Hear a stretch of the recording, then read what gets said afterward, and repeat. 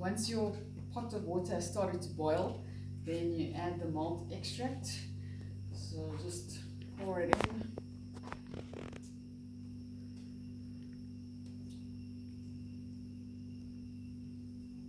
Okay, then we're gonna add the hops after that.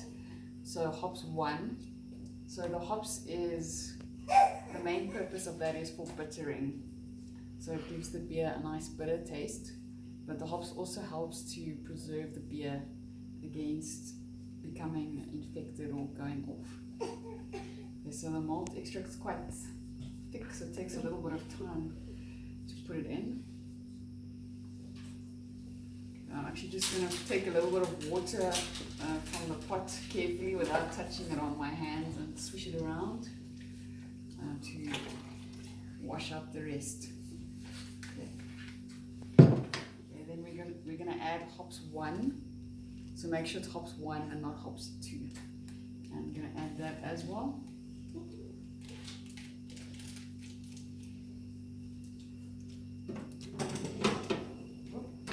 Then give it a stir just to mix in the malt extract.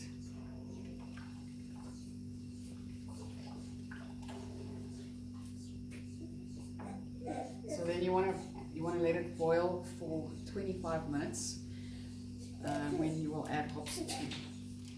If you still have a bit of malt extract left in the container, you can add some boiling water and rinse it out and then add it to the pot. Okay, then while that is boiling, so you must wait until it actually starts to boil, and that's when you start your half-an-hour timer. So this just needs to heat up a little bit further before it starts to boil.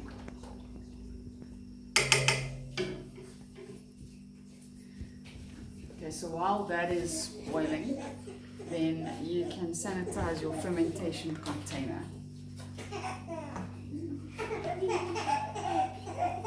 Okay, so I'm going to